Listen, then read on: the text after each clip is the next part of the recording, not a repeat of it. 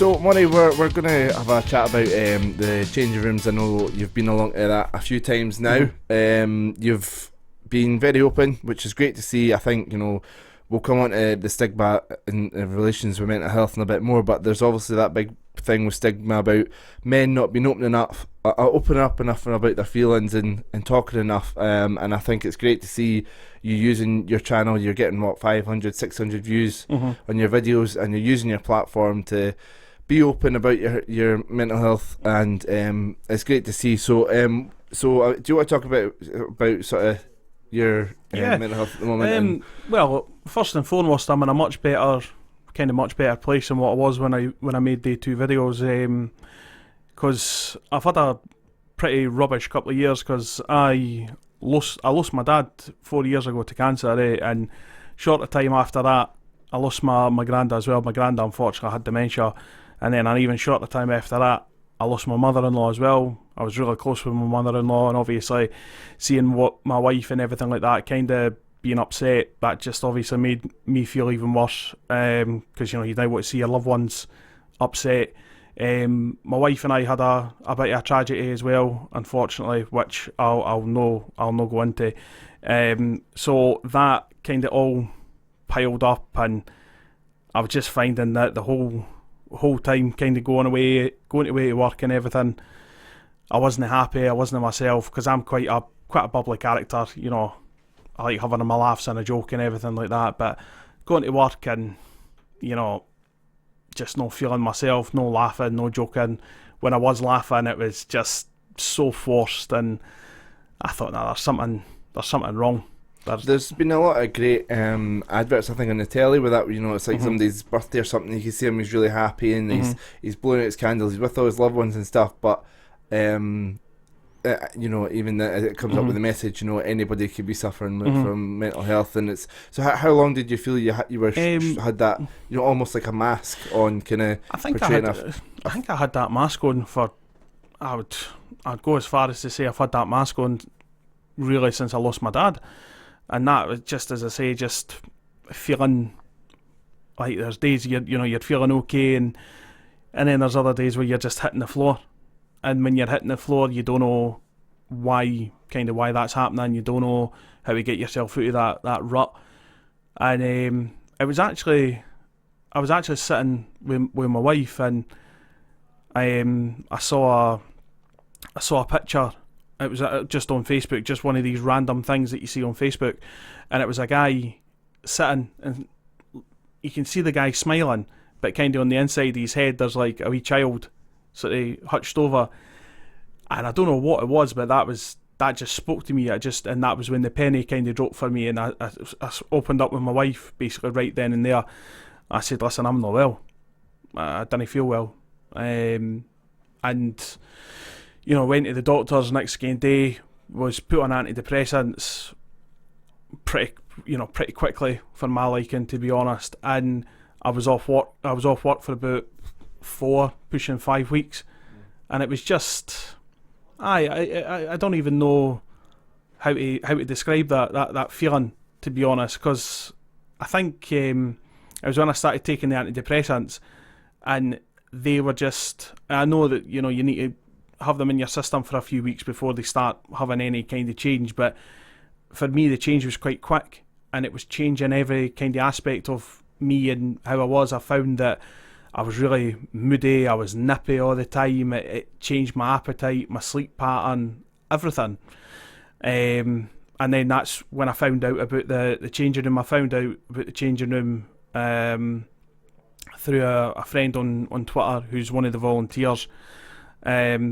and just started going along. I thought, what's the worst thing that could happen, to be honest. And was that through him reaching out to you after your YouTube videos? Yeah, that was him reaching out to me, because I was quite open and honest with. And that's a good example of you being open and honest, like you were with your wife, like you were with the doctor, and then people reaching out to you for support. I was overwhelmed with the amount of messages that I got.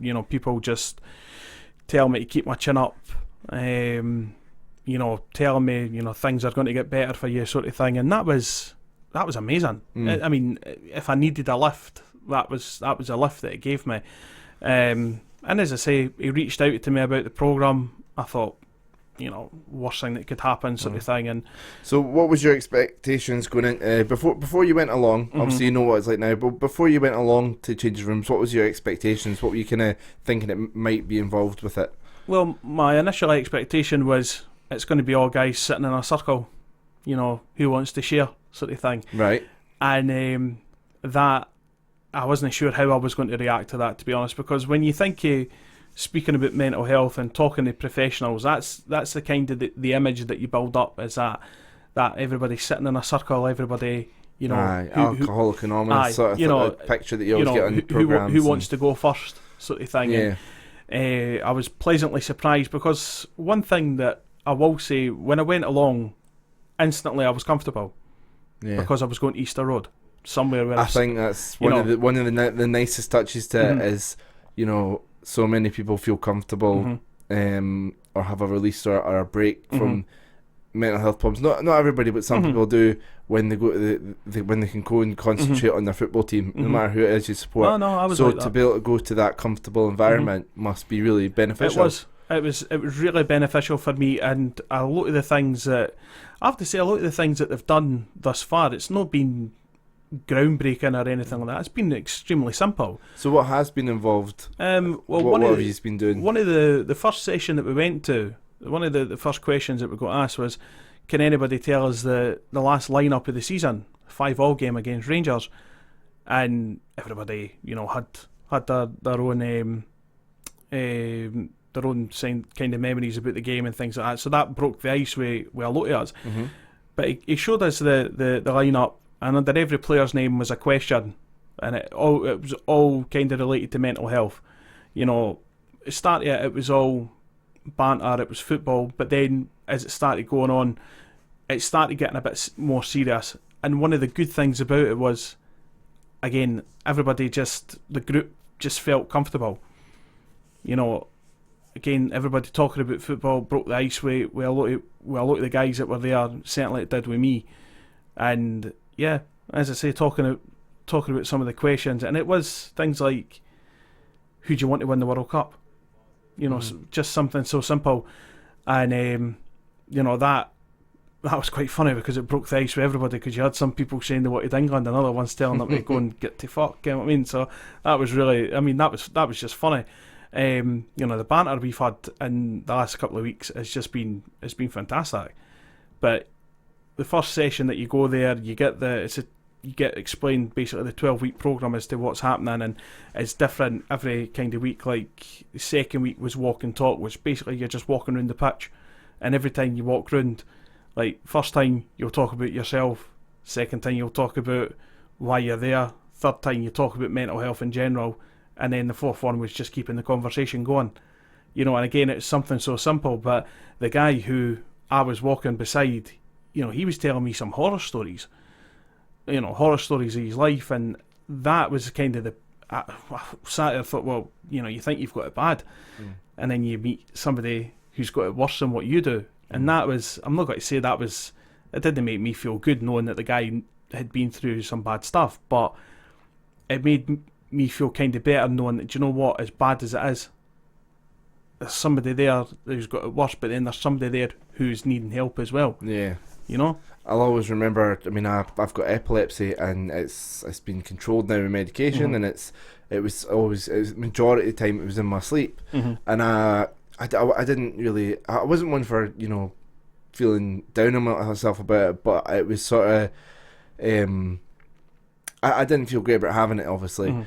And then I went to a convention up in Dundee and met all these other people who had epilepsy, and I heard about people that were having all these seizures where it was starting to, affect them, and they were affect their walking because they were having so many, and affecting their brain. And I just took a step back and realised how lucky I was, and I just put everything in perspective, so I completely understand what you say. There's a bit sort of, and as you say, you don't want to think about people being in bad places. But I suppose kind of selfishly you're kind of grateful that it's no you that's in as bad a place, if you know what I mean. Maybe that just sounds incredibly selfish to me, but that's...